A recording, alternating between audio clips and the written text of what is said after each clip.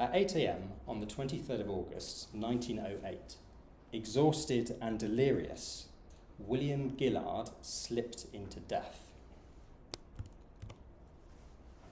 Gillard had been a deal porter at Surrey Commercial Docks in Rotherhithe, South London, who unloaded timbers or deals from ships, balanced them on his shoulder, and stacked them in towering piles. On the 16th of May, he'd been waiting to carry when a squabble between two other men made him step backwards, strike his head, and fall down a hole. Initially dazed, Gillard was helped home and slept until 1 a.m., but his condition deteriorated. On waking, he began talking and climbing over chairs, looking for his tools as if he was at work. He was admitted to Guy's Hospital, also in South London, from which he was later sent to St George's Workhouse as a lunatic.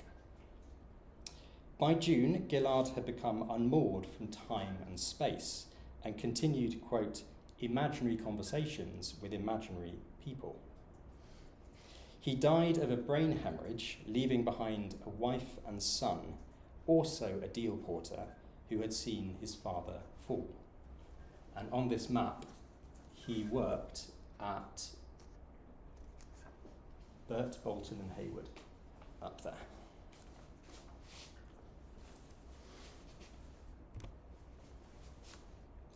Labour histories have tended to examine accidents such as Gillard's within a story of the increasing pace and unpredictability of dock work, and the role this played in fueling class formation and labour organisation.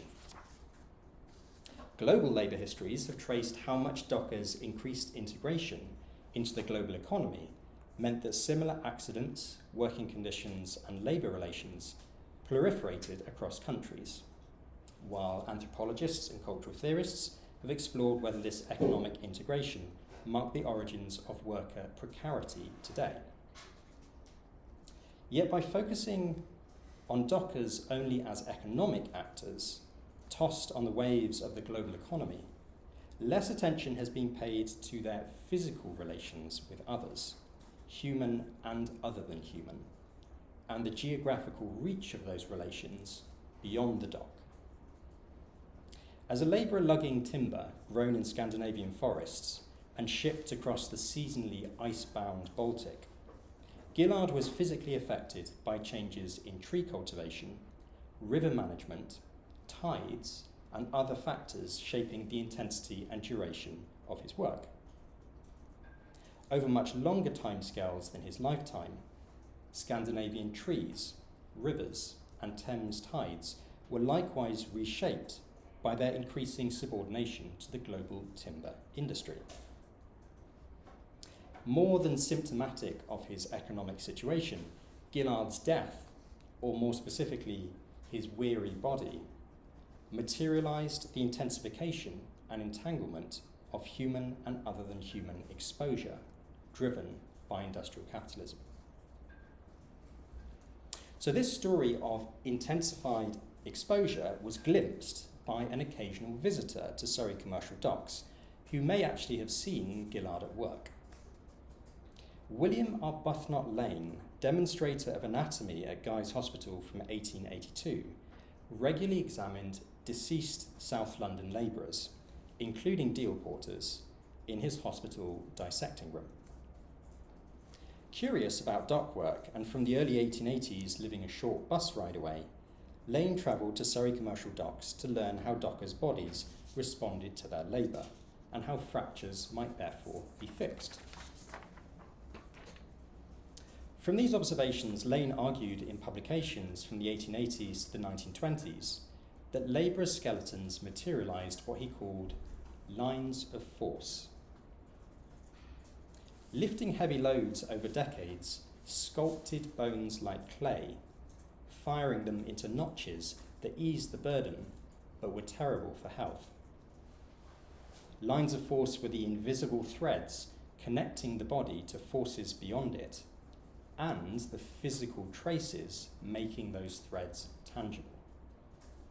Lines of spatial and temporal connection and their material effects. Had Gillard's body arrived on Lane's dissecting table, Lane might have seen it less as a tragic casualty of a dangerous industry, and more as a map recording a lifetime of exposure and pointing its reader past its edges to the causes of that exposure beyond. So today, this paper's going to critically mobilise this concept of lines of force to provide a history of global industrial capitalism through that of human and other than human exposure. Exposure is the concept we're interested in. As the timber trade between London and Sweden, and I'm going to be particularly focusing on Sweden because that's where the majority of timber came from, even more than Canada. As the timber trade between London and Sweden expanded between the 1860s and 1920s, deal porter bodies, the wood they carried, and rivers along which timber was transported became increasingly mutually exposed. Lines etched into bones or running through wood grain materialized this mutual exposure of bodies and environments, which was mediated through changes in forestry, shipping, and trade. These lines also pointed to an increasing entanglement of humans and other than humans that connected distant environments, Swedish trees and deal porter bodies, over multiple timescales, from a labourer's lifetime to century-long changes in tree growth and river flows. So this is the tricky bit. So our argument, therefore, first, is that apparently distinct changes in skeletons, trees, tides, and the effects of chemicals intersected and shaped one another across the microscopic to the global, and over biographical, arboreal, hydrological, and other temporalities. Tracing these changes together connects disability and labour histories with environmental history to show how micro-level and local changes in bodies reflected and inflected macro-level and global changes in, for example, forestry and shipping. The argument is that these scalar divisions actually obscure how human and other human processes flowed into one another and connected spaces both near and far. Instead, we think with Christian DeVito of the possibility of history without scale, especially one told through the bodies of living beings through which historical processes materialized. So we're calling this a phenomenological global history. That's our first argument about scale. Our second argument is about the world or global history. Tracing material and metaphorical lines of force, we argue, suggests a different way of thinking about the world of global history. Not as a space which steamships crossed, but as produced by the shifting relations that living beings had with one another. If a defining characteristic of global history is the trace connections made by the movement of people, goods, and ideas, then the timber trade seems like an ideal subject. Deal porters in this story might be seen as connecting nodes in a densifying network of commodity change during an era of what John Darwin calls steam globalization. Critiques of connection as movement, for example, emphasize the dependence of global flows on disconnection and control, the inequalities of access which connected spaces within connected spaces such as ports, and the practical and epistemological erasures of those excluded from sites of connection. Yet for all their bite, such critiques of global history do not question the ontological status of the world as a singular geographical space which is more or less connected. We argue instead that the world comes into being for each human and other than human through their shifting relations with one another. Gillard's world was made by his relations with Swedish trees, North Sea tides, chemicals used to treat timber, and many other things.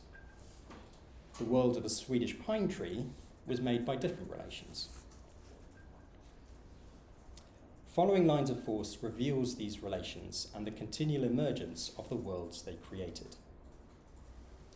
So, the global is, in short, not a space or a scale, but a predicament, plural and emergent, constituted by the lines drawn by those inhabiting it.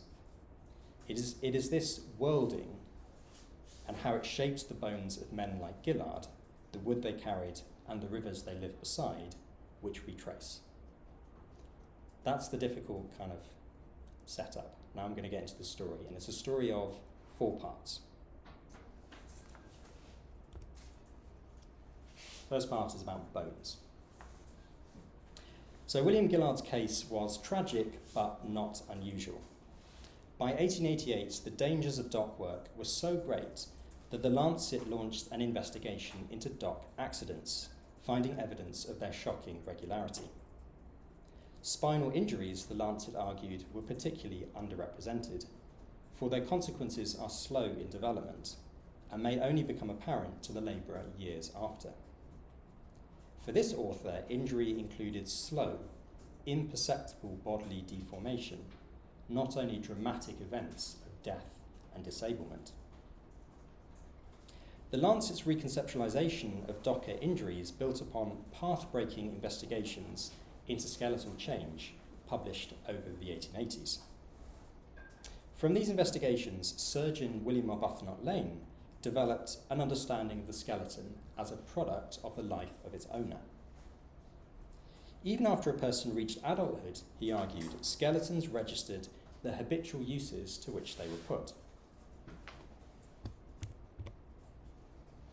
During his earliest research, Lane found 13 examples out of 35 males dissected whose spines had deformed through continuous performance of routinized tasks. Lane categorized these examples into 3 types, showing how the deformity of those who carried loads on their shoulders, backs, or heads reflected the actions which each of these labourers performed. In each case, Lane argued, the labourer assumed a particular physiological attitude to perform their work. Over time, this attitude shaped their muscles, joints, and bones, causing it to become accentuated. This meant that one could actually divine the occupation of a labourer, their labour history, solely from their skeleton. So often Lane would kind of set himself the task to work out what the person did in his life just from studying their skeleton. These and other cases revealed, Lane argued, that, quote, the form of the skeleton depends upon and varies with the mechanical relation of the individual to his surroundings. Summarising these findings, Lane suggested that skeletons crystallised lines of force. The phrase came from James Clerk Maxwell, who borrowed it from the physicist and chemist Michael Faraday. Seeking to explain the action of electrical charge, Faraday posited that between positively and negatively charged surfaces, there existed lines through which the former acted upon the latter. These lines traced the direction of electrical or magnetic force, their density reflecting the intensity of force. Faraday illustrated this theory by explaining, and I'm sure you've probably all done this at school, how iron filings strewn across a sheet of paper laid on a magnet connected in fibres, indicating the direction of lines of force. From this, Faraday hypothesized that lines of force were not merely figurative, but physically existed, electrical and magnetic forces being conveyed through particles in a medium. Taking up this hypothesis, James Clerk Maxwell argued that electrical and magnetic forces were transmitted through motion or pressure within a medium, lines of force following the direction of decreasing pressure. force was transmitted through vortices of molecules spinning in the same direction around lines, like a screw driving through space. From its early theorization of electrical and magnetic action, lines of force came to mean the direction, visible effects of, and mechanical means by which such forces were transmitted.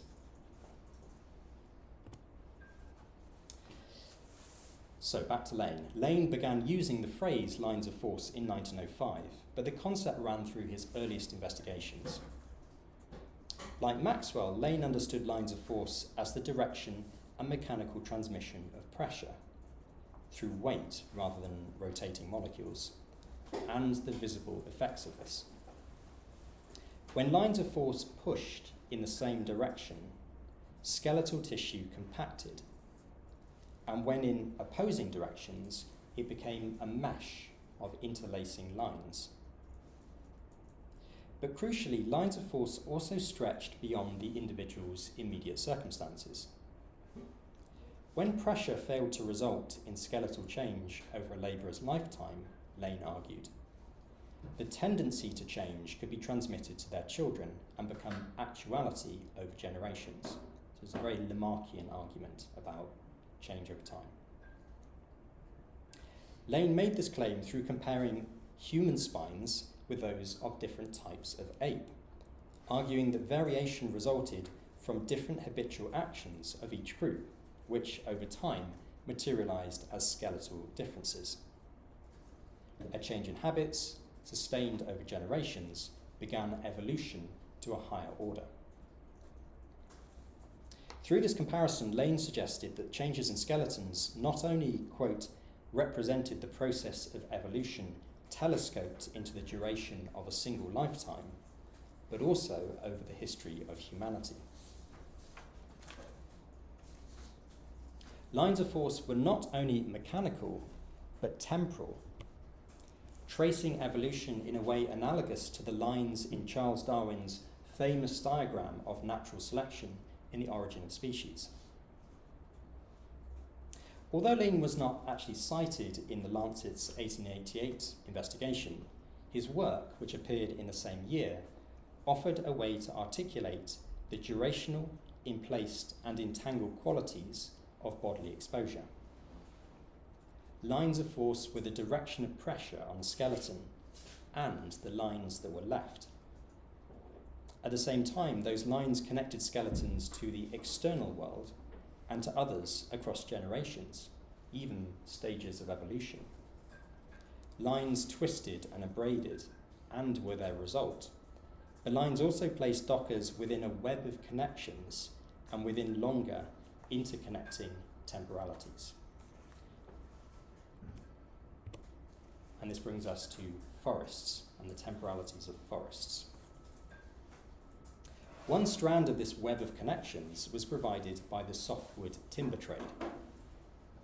If deal porter skeletons crystallized lines of force, then those lines increasingly concentrated as the trade saw between the 1860s and 1900s the most dramatic increase in its history. The majority of this timber came from Baltic ports, and especially Sweden. After Britain abolished import tariffs in 1866, timber production in Baltic countries exploded. Between 1852 and 1895, Swedish shipments of sawn and planed wood increased from over 435,000 loads to nearly 3 million, 4/5 of which was absorbed by Britain and its colonies. As the volume of timber exported increased, so did the trade's pace, changes in deal porter bodies intersecting with the multiple temporalities of their trade.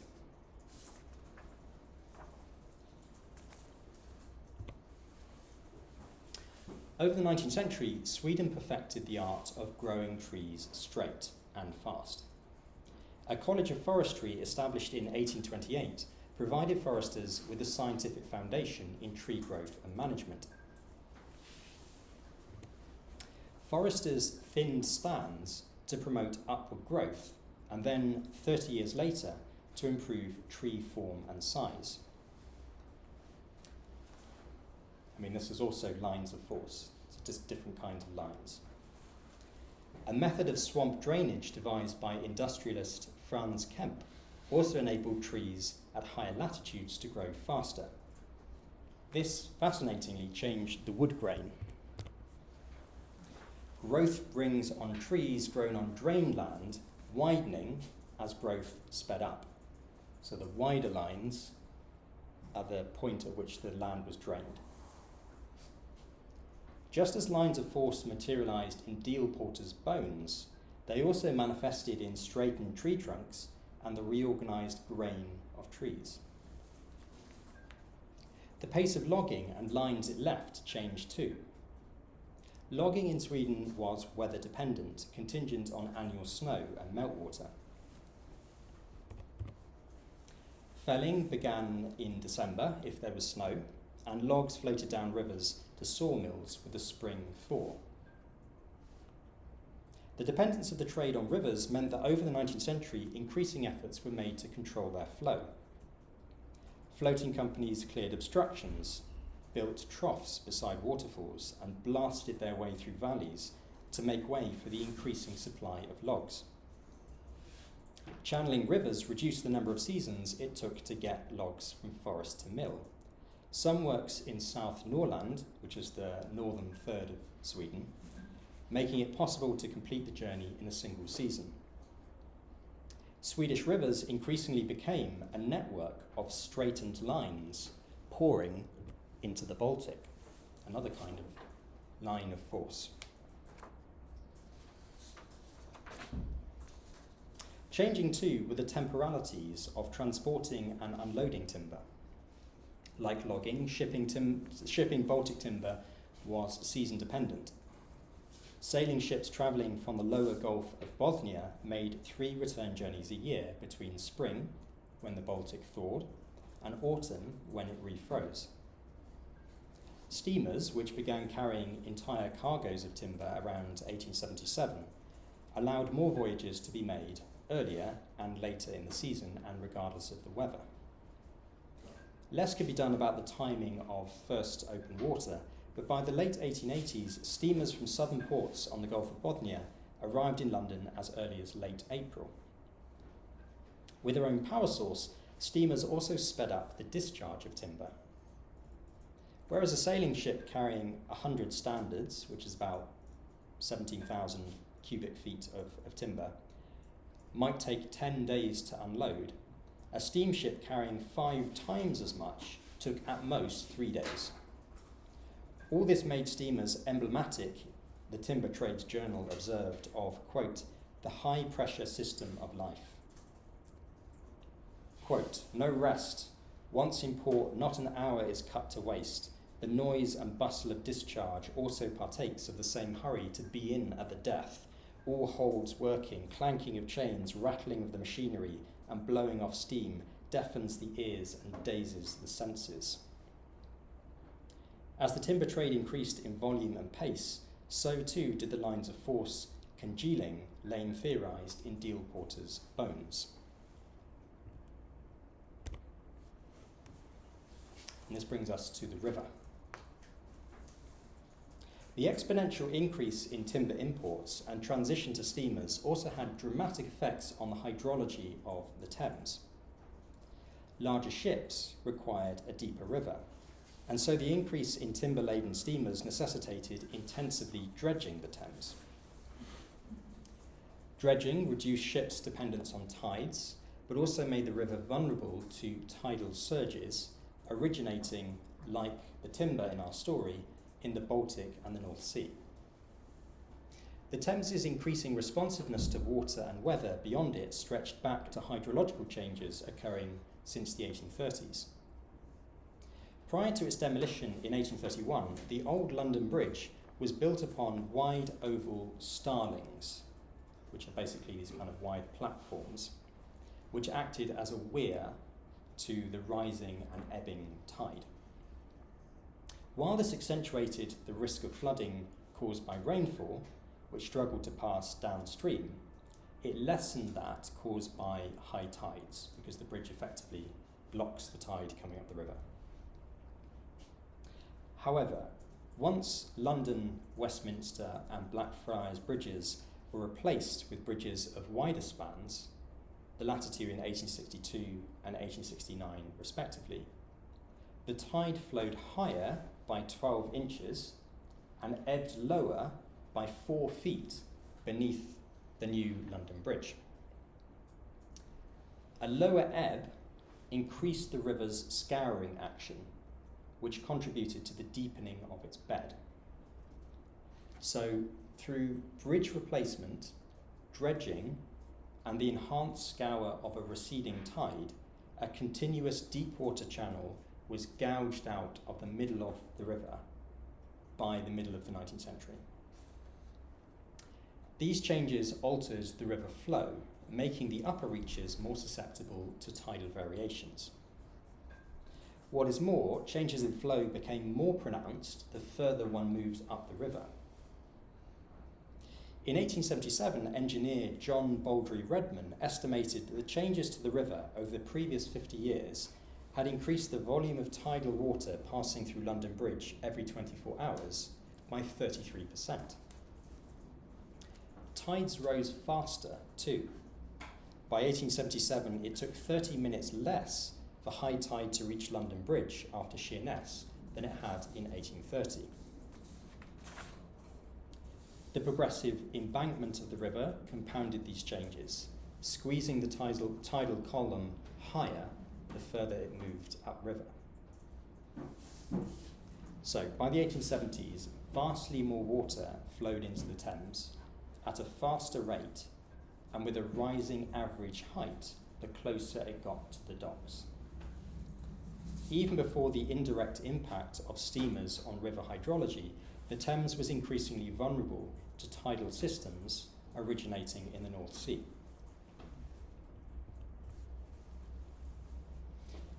These changes were exacerbated once steamers necessitated more dredging.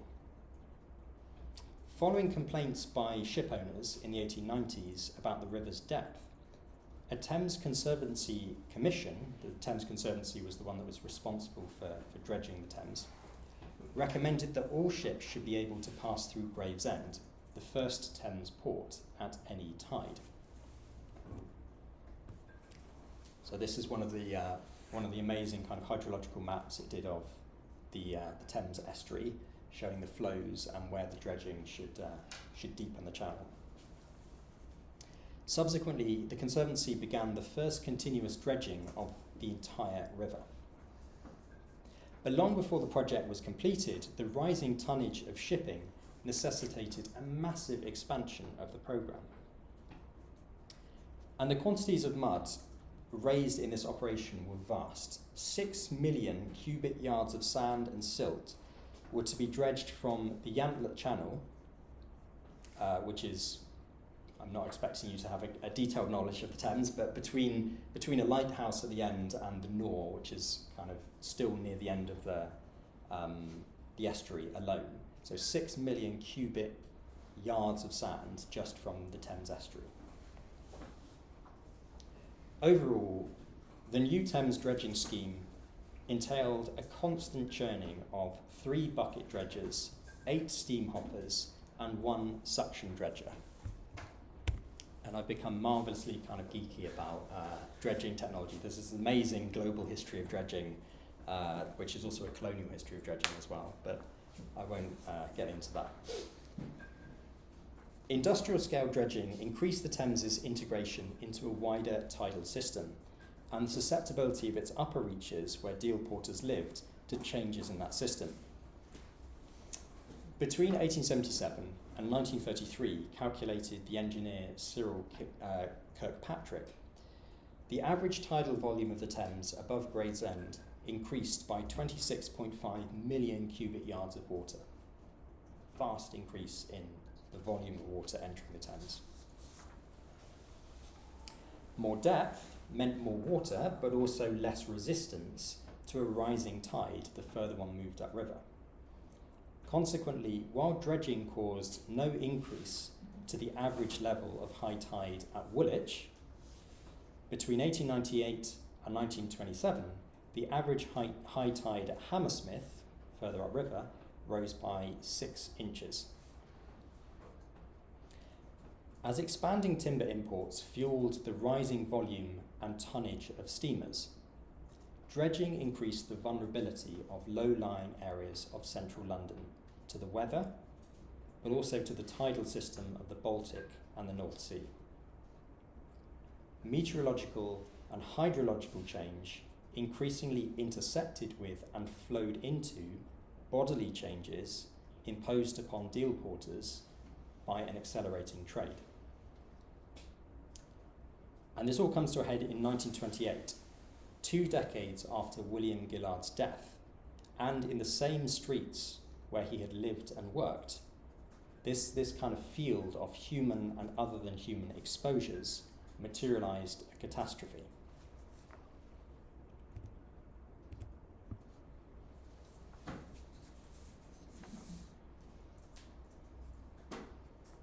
Around 2 a.m. on the 7th of January 1928, Sir George Humphreys, the chief engineer of the London County Council, awoke to his bedroom telephone.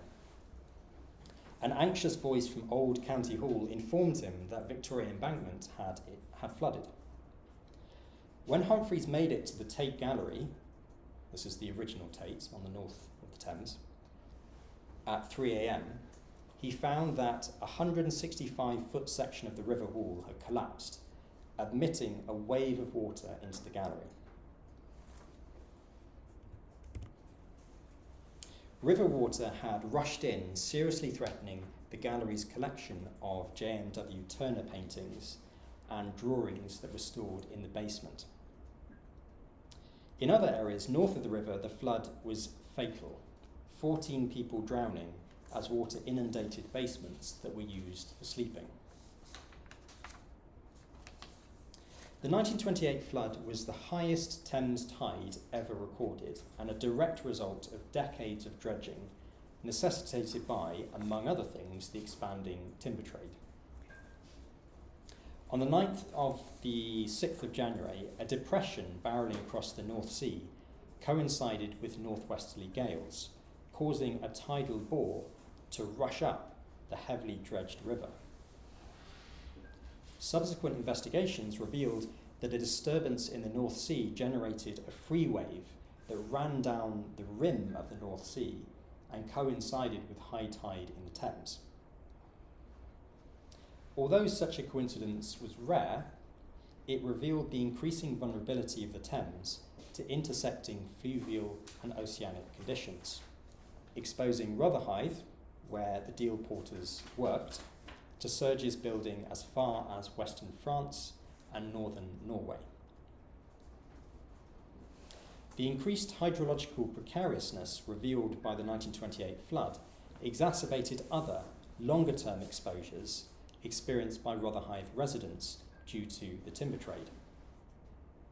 When the river overtopped the Surrey commercial docks, wharves, it washed over giant vats of coal tar creosote at Burt, Bolton and Haywood, which was the company where William Gillard had been a deal porter, inundating Rotherhithe in a viscous film of creosote. Creosote damaged furniture irreparably. It poisoned larders and it forced newly homeless families to send children to Shaftesbury homes for care. Yet the creosote-laced flood revealed a bodily exposure to chemicals that, like the increased exposure of the river, had been accentuating since the expansion of the timber trade from the mid-19th century. I just wanted to put up these 2 pictures because they're a nice contrast between the experience north and south of the river, and also between what was focused on and what was not. North of the river, the Tate Gallery is flooded, and beyond covering the mortalities that all happen north of the river, the press and all discussion in Parliament exclusively focuses on the Tate collection. But the area that's much worse affected is south of the river, Rotherhithe, because creosote filled the whole of the streets of Rotherhithe. And creosote was terrible because you couldn't light a fire to dry anything because the creosote is flammable. So the only source that we've really found that kind of contrasts these different experiences, and I think in a really nice way, because they're both about drying, is this kind of photo essay by the Sphere, where you've got the kind of paintings and watercolours of the Tate being dried, but then you've got the unfortunate women of Rotherhithe who are desperately trying to dry out their only clothes. And they had nowhere to go beyond their houses as well. So this is a nice kind of contrast in experience. But this kind of exposure, this kind of precariousness, goes back to the mid-19th century. This is about a history of the timber industry and the production of creosote. This one is, in a way, exceptional. So, back to creosote. You have to forgive me, there are some geeky moments in this, but it's a fun thing. So, the injection of creosote into timber under steam-driven pressure was perfected by John Bethell in 1838 and was big business for Burt, Bolton and Haywood, which re-exported creosoted timber globally. So just to remind you, Burt, Bolton and Haywood was where William Gillard had worked. Creosoting timber replaced timber's residual water with a distilled oil that protected against exposure to insects, heat and moisture. But the attempt to prevent one kind of exposure significantly increased that for Rotherhithe residents. Boiling tar to distill oil emitted toxic smoke, which wafted over the neighbourhood. William Gillard, whose home at 15A Derrick Street lay just south of Duran's Wharf, where Burt, Bolton and Haywood produced creosote, and he would have known the smell. Creosote and its byproducts were also poisonous, one use being actually as a livestock dip at cattle stations globally, so it was used to destroy parasites. When creosote swirled through Rotherhithe in 1928, it increased the intensity, duration, and scope of the flood's devastation. But more than this, it revealed and exacerbated a 70-year history of entangled exposures, of timber, Thames tidal surges, and the bodies of those working beside it. A history of entwined, extended, and multi-temporal precariousness.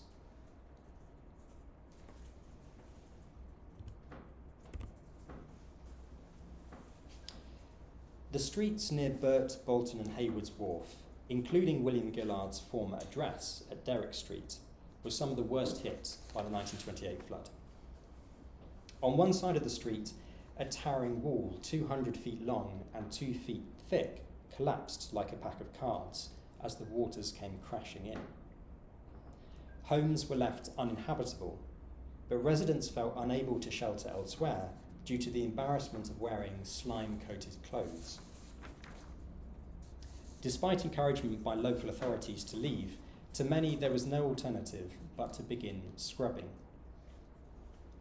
In one of the Rose cottages on Derrick Street, a gramophone played Carolyn Thompson's Only a Rose from the operetta The Vagabond King, which ran in London in winter 1927.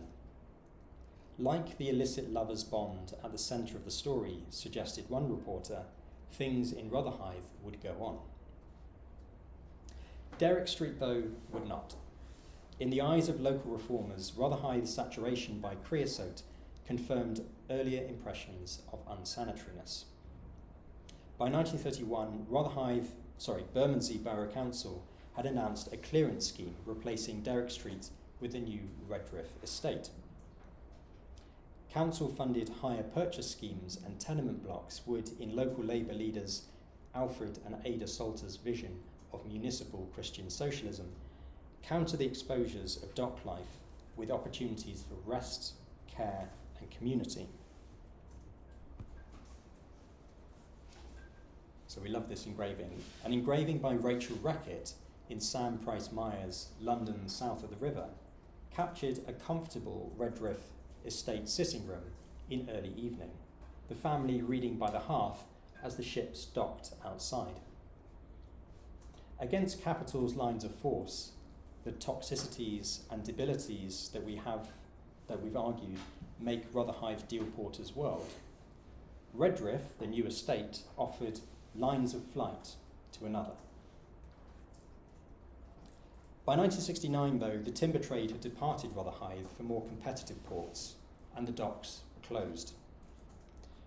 The dock just got filled in and laid like a grave behind us, remembered one Redriff resident. Unemployment grew in the area, and it became a place of salvage yards and squats before its integration through the Docklands Regeneration Project into new circuits of global, post-imperial and ecocidal finance capital. Today, Surrey Quays, as it's known, is a socially stratified dormitory neighbourhood for white-collar professionals of Canary Wharf banks. A residual community of mostly white ex-docker families and low-paid, often racialised workers servicing them as cleaners, security guards and delivery drivers. New lines of force have gathered at Rotherhithe. Like the late 19th and early 20th century timber trade, these have again sharpened a condition of shared precariousness, transversing the local and global, human and other than human. So we've argued that thinking along lines of force entails a different phenomenological way of doing global history. This approach, explored through tracing transformations in bodies, tides and timber in Rotherhithe and beyond between the 1860s and the 1920s, follows global history's concerns with connection. But it draws upon recent feminist and queer materialism, and I'd be happy to talk about that afterwards, to consider how humans and other than humans entangled with and transformed one another across scales and temporalities, from microphysical changes in skeletons and trees to macro-level ones in forestry, rivers and tides. Tracing these entanglements reveals how the world was not a single space or scale which became more connected, it was a predicament made by the lines connecting and particular to each living being. In early 20th century Rotherhithe, lines of force condensed dramatically in twisted bodies and toxic floods. These exposures materialized in new ways as Rotherhithe transitioned from being the hub of the global softwood timber trade to being a satellite for financial capitalism. But in both cases, the bodies and ecology of Rotherhithe inhabitants inflected global transformations in resource extraction, trade, and finance. The history of global capitalism, or the Capitalocene, if you want to use that word, written in the lines of the body and the river. Following these material changes and the lines of force enacting them offers one way of writing global history for what Chakrabarty calls the planetary age.